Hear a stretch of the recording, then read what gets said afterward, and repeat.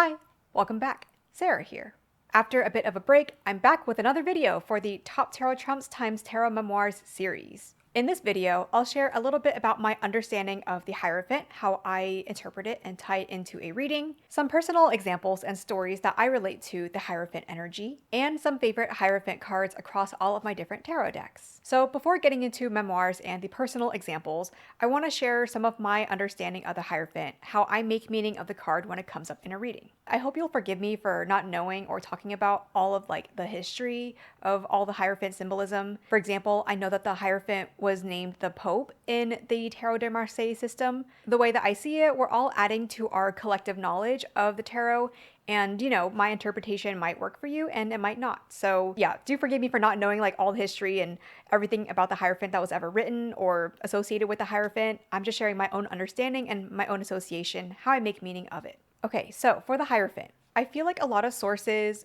books, and repeated explanations of what the Hierophant means, they tend to repeat a lot of the same meanings, such as religious beliefs, conformity, tradition, institutions like marriage, education, and indoctrination. My issue with these meanings is that they have become almost like buzzwords for me. I feel like I've kind of lost some personal connection or some visualization about what these meanings actually mean. If I had the Hierophant as a what to focus on for the week, I'm not really going to think about indoctrination and religious beliefs. I'm hoping to explain some concepts and ideas of the Hierophant that make it more approachable and, grounded rather than just these abstract keywords that I may or may not connect to.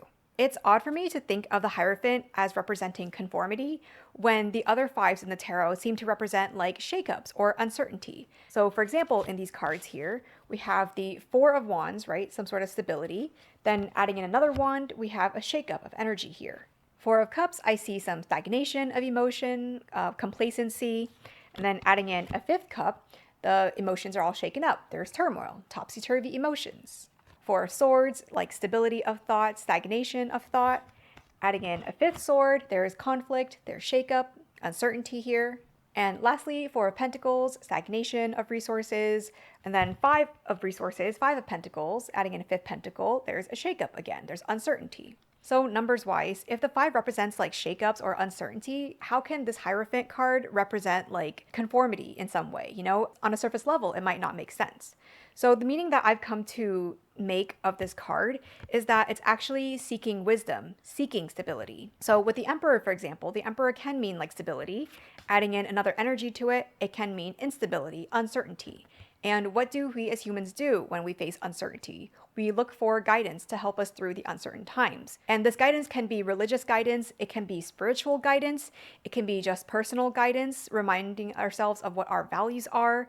So just seeking some sort of guidance, some sort of foundation that we can latch onto in this time of uncertainty. And not only is this guidance to help us figure out what to do to move forward, but the guidance can also help us understand the systems, the things around us, the why things are the way that they are. I associate the Hierophant with concepts like the why, seeking wisdom, seeking guidance. In a book that I've been reading and referencing recently, this is what it says for the Hierophant. The Hierophant card represents understanding structure and authority via the wisdom of navigating a system. If the magician showed the fool how to drive and the high priestess provided the map, the Hierophant now instructs the fool on the rules of the road. And there can be overlap with the Emperor and the Hierophant energies here, because in my opinion, both do deal with rules and structure. But the Hierophant, I see it as also transcending the structure, getting above the situation, looking at things with a bird's eye view, understanding that there are forces at work that are beyond ourselves. So we are seeking understanding of how to make sense of these forces around us and what can we do in the midst of all these extra forces. And when I say forces, it's not just the universe, these unknown spiritual abstract forces. It can also just be what friendship dynamics are at play right now. What are the workplace dynamics at play? What has happened in the past that got us to this point in time? And I think there can be overlap with the Justice card in this way as well, because both of them are also dealing with systems and understanding forces and situations outside of ourselves. Now, if I relate my understanding, my concepts back to the traditional meanings of the Hierophant, for example, religious beliefs, tradition, again, in the midst of uncertainty, of turmoil, people want to seek something to give them comfort, to give a foundation to what is happening right now. So sometimes this can mean going to a religious space or turning to religion to, chat with God or deity or whatever you believe in and want to talk to. But also, it can be like going to your spiritual practice. For a lot of us, it is tarot. Even if not a spiritual practice, even a reflective practice. Journaling and self reflection can also be sort of a spiritual practice, or just, again, your reflection process. I also think of collective knowledge as a resource that we can tap into just as much as we want to go to religion or spirituality to give us answers. Even, typing in forums, searching up books and websites and articles that can give us more information and more understanding. These are all ways of tapping into the Hierophant energy that aren't just like going to church. The Hierophant card basically asks me to have curiosity and learn from systems around us, from people around us, to seek knowledge from anything outside of myself. And related to seeking knowledge, a part of the Hierophant that can be uncomfortable or not vibe with us is when we find knowledge that isn't really useful for us, but we try to make that knowledge apply to our situation, or we just try to make sense of it and it's just not making sense. So here's an example. I found a post on the Buddhism subreddit some weeks ago. So the person in this post, they were writing about how they were having trouble with certain concepts of Buddhism, and they felt resentful of the way that people were explaining this concept to them. This person felt like the way that people were explaining this concept was not helpful and was actually triggering and setting them down the wrong path. So someone in the top comment explained how Buddhist teachings can be used. So here's the comment, and I feel it's very helpful and applicable to the Hierophant concepts here. Generally, Buddhist teachings have a sort of progression to them. Just like how in math you have arithmetic, then algebra, then trig, then calculus, then, quantum physics, whatever.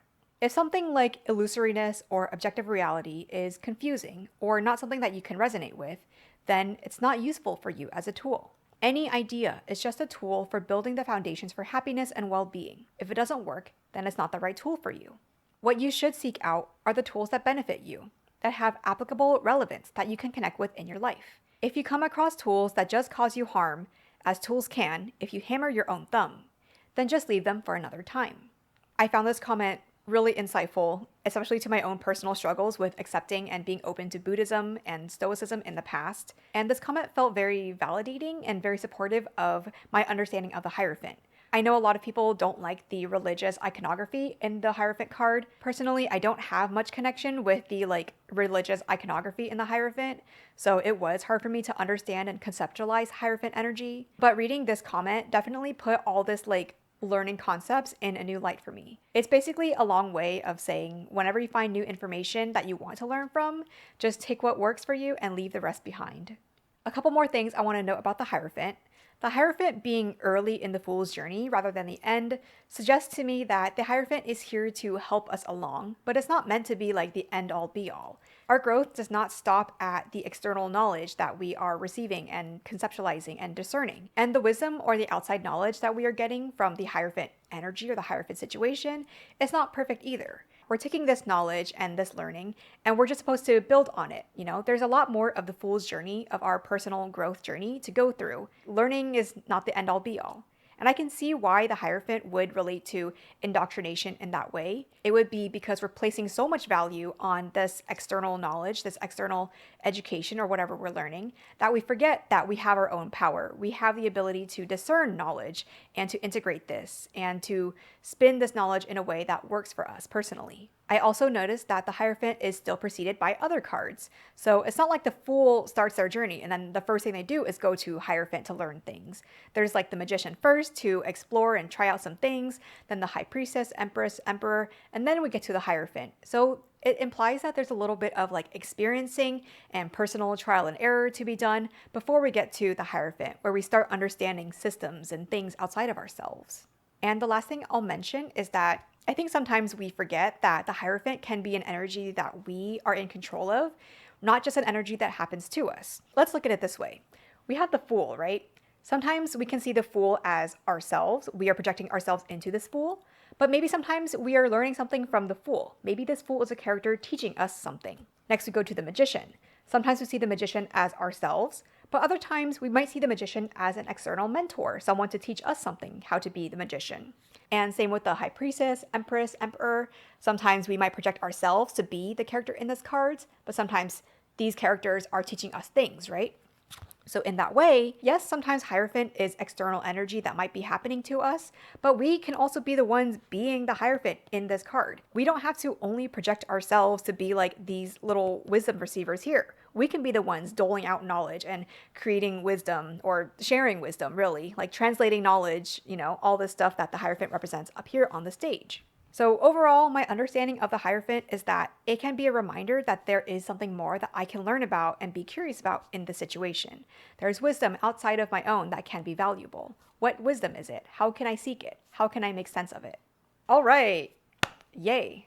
So that was a little bit about the Hierophant. Now to share some tarot memoirs, some personal examples and stories that I relate to the Hierophant. So the first Hierophant memoir I've got is sorority membership in college. I was a part of a sorority or a Greek organization in college. There are actually a lot of different Greek organizations out there. There are some that are dedicated to certain racial identities, such as Asian American sororities, Black American sororities. There are some Greek organizations that are dedicated to careers or majors. In my case, I was in a social sorority, social organization. And being in that sorority taught me a lot of really valuable things about growing up, growing up through my early adulthood, 18 to 22 years old. I learned a lot of skills and culture, such as learning how to build sisterhood, build camaraderie between people. We learned event planning, learning community building, learned how to elect and support our leaders or talk with our leaders when we felt like they weren't representing what we wanted to happen. I learned how to work with other advisors who are alumni who volunteer their time and energy to working with us collegiate people. Also learned how to recruit, how to sell ourselves and pitch ourselves to potential new members. Even learned about dress code, learning how to dress business casual versus formal, which is very helpful for like workplace conferences and leadership conferences. So there was a lot that I learned from being in a sorority, and I found a lot of value in growing up around other women, other sorority sisters, us all figuring out this sorority thing together, this college and Greek life and being an adult thing together. And a lot of these skills that I learned in sorority, people can learn from being in any sort of organization or workplace, right? Like being in part of clubs, being in your workplace, being connected to your family. These are all ways of like being connected to other people that really felt like Hierophant energy to me. Another example of Hierophant energy I'll mention is learning about etiquette. I want to clarify, as I was thinking about this, that I think it's inaccurate to think that only Asian cultures or non-white cultures have standards of etiquette and like other cultures have no standards. But I actually went to a private school and I learned a lot about etiquette in my private school as well. So when I draw from like my experiences of learning etiquette and manners, I'm not just drawing from like my Vietnamese heritage and my Chinese school like experiences. I'm also drawing from my experiences going to private school and learning, manners in the American way. And learning about etiquette and manners is so important for early development because it helps us understand that there are systems that we need to navigate and be a part of and kind of uphold a little bit. So for example, like learning the proper ways to address someone. In Vietnamese and Chinese, your dad's sister has a different term than your mom's sister. I think some people can find that like too much to remember. Like, why can't we just call everybody auntie and uncle like we do in English? But personally, I actually don't mind learning all these different terms because they're different terms of endearment and different terms and ways of relating to our different family members. If I were an aunt or an uncle and I had a niece or nephew, it'd be nice to know that the term that they call me reminds me that this kid is related to me via my own sister or my own brother. Isn't that nice? There's just so much meaning conveyed into like one or two words that you don't get when you just call them aunt or uncle. Another example of etiquette or manners is writing thank you notes. When I was in school, I learned how to write thank you notes like the old school way. So we had to like buy cards and like actually write thank you in cursive in those cards. Thank you for this. I really appreciated this. And even though our culture, from what I've experienced, isn't like super stringent with thank you notes, it still is nice when someone like goes out of their way to write a thank you note. It just shows a little bit of extra manners. Another example of etiquette is learning how to give gifts properly. At birthday parties, you bring gifts. For housewarmings or for weddings, it is expected or typical to bring gifts.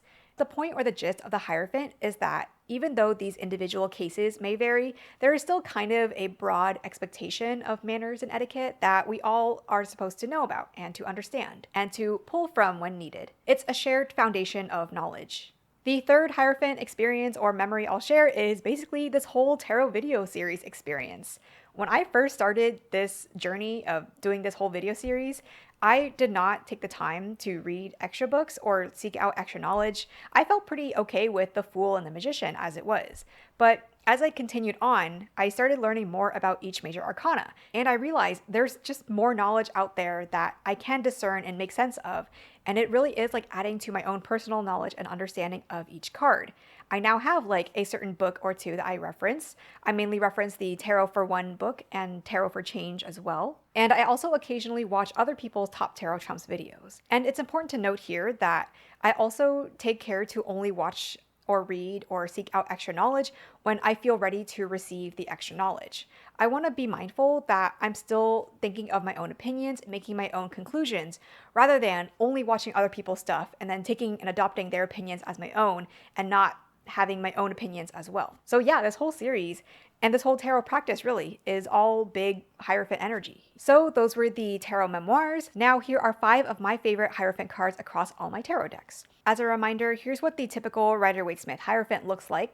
And like I mentioned, I don't really connect with this symbolism at all. I just never experienced religion in this way. The first Hierophant I'll share actually looks quite similar to this. It's the Hierophant from the Lilliput Tarot. Very similar structure. We have a figure in the center who seems to be doling out knowledge or giving some sort of something to 2 smaller figures on the side in the front. The green color really stands out to me in this card. I associate green with prosperity and also money in a way. So it actually feels like the theme of this card is that we're trying to help each other prosper. I also noticed that the figure in the center has like a branch or root in the center somehow. It feels like the wisdom or the whatever they're giving to these younger, smaller figures is actually rooted in experience. It's not like they're just making stuff up and like doling out the knowledge. The knowledge did come from their personal experiences, something that grounds them. The 2 smaller figures have wings on them, and wings can represent freedom. The Hierophant energy here is actually like a search for freedom through knowledge, through wisdom. The next Hierophant I'll mention is from the Gaian Tarot. This one has been renamed to the Teacher. I love that renaming. I think it's so fitting. Similar to the Lilliput Tarot, green is actually a very dominant color in this card. I like that the Teacher in the Gaian Tarot is sitting outside, rather than standing on a stage looking down on other people, like in the Rider-Waite-Smith Hierophant. It suggests that the Teacher is more on like our level. They've gotten down to our level, they're sitting down, we can be sitting down, we're sharing knowledge together. It's cool that there are like other animals and plants in this card as well. These other things add to the Hierophant energy. They add to the knowledge and the wisdom that we're seeking. Knowledge and wisdom from the connectivity of all things. The next Hierophant I'll mention is from the Light Seers Tarot. Similar to the Gaian Tarot, this Hierophant is also sitting down. This card was, and still is, such a standout card for me in the whole Light Seers Tarot. This is one of the most like vivid cards that I can remember and recall because the colors in this card are so bright and so vivid, and this person's joyful expression is so unlike any other Hierophant expression I've ever seen. It feels like this person has experienced like the joy of living, the joy of enlightenment, the joy of just being on this path that we're all on, and they're just radiating that joy from within. And this teacher is not sitting like directly in front of the stairs, but rather to the side a little bit. And this suggests that the Hierophant energy or this figure, this character, is not the gatekeeper of wisdom. I don't have to like follow this Hierophant or like do anything with this Hierophant.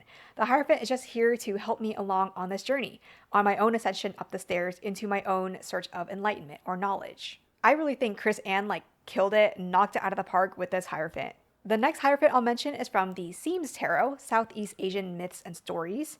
In this card, we see someone who seems to be of princely or kingly status. They're actually like sitting down and surrendering, opening up their cup to a monk. And the monk who is standing is the Hierophant in this card. And as with all cards in the deck, there is some story behind what is happening in this card. So here's the story or the summary that I wrote down from the guidebook here. In this card, Anarotha Minsaw was one of the most famous kings in Burmese history. During his leadership, he was about to handle an internal conflict in his customary warrior fashion when a Theravada Buddhist monk from Sri Lanka visited his palace. Anarotha put down his sword and surrendered to worship of the Buddha. This is a really powerful interpretation or depiction of the Hierophant, whether or not you know the story of the card. In our capitalistic, like colonial society, we do tend to elevate like monarchs and royalty and princes above like everybody else. We tend to associate like wealth and status as being like more enlightened or more elevated or wealthier or better than everybody else who doesn't have wealth and status. In this card, we see those roles or those statuses like reversed. This person with more wealth and status is recognizing that this other person has more knowledge and something of value that this person doesn't have. So this Hierophant reminds me to be humble and check myself, is there value in what other people have to offer, what other people are bringing to the table? Is there value? Is there merit? Is there worth in learning about this way of living that is not the way that I'm familiar with right now? The last Hierophant I'll mention is from the Naturescapes Tarot. This one is a photo of this really grandiose looking tree. I have a really strong association with this card. I was in freshman year of high school, my first year of high school, and in biology class. And I remember one time complaining to my friend while we were like outside somewhere. I was telling her I was having trouble being interested in these certain concepts of biology. I just was having trouble like connecting to it in my mind. I was having trouble like studying it and just again, being interested in the class. And she had such wisdom for me that I still remember now, like so many years later. And she said, you have to have curiosity about these things. You have to ask why. Why do trees grow the way that they do? Why do plants and trees like self-reproduce rather than like animals who need two mates to reproduce? Why do plants have chlorophyll? Why are plants green? It was just so many like why questions. And I was like, man, you're really passionate about this, aren't you? But it really is amazing advice, especially in context of education and in context of the Hierophant.